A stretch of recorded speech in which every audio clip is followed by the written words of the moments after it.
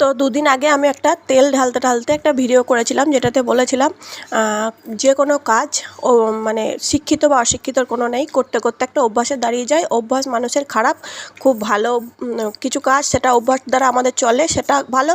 আর কিছু কাজ খারাপ, সেগুলো অভ্যাস করে ফেলি, সেটা খারাপ।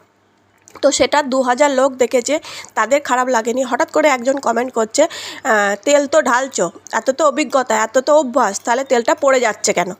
প্রথমত তেলটা পড়েনি, দ্বিতীয় কথা তার মনে হয় 2000 লোকের মধ্যে তারই মনে হয়েছে যে এ যখন বলছে এর অভ্যাস, তখন একে একটু খুঁচিয়ে দিই।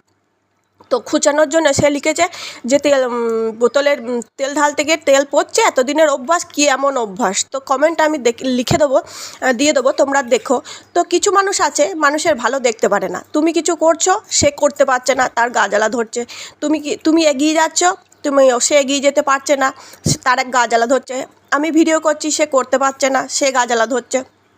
তোমার যদি মনে হয় যে তুমি করবে, তুমি করতে পারো, কিন্তু আমি করছি বলে তোমাকে এসে বলতে হবে যে আমারটা ঠিক নয়, সেটা তো নয়।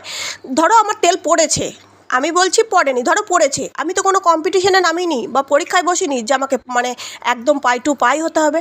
আমি তেলটা ঢালতে ঢালতে মনে হয়েছে যে আমার ভিডিওটা এর মধ্যে একটা ভিডিও করে ভয়েস দেবো, তাই আমি করেছি। তোমার কেন এটা লাগছে গায়ে?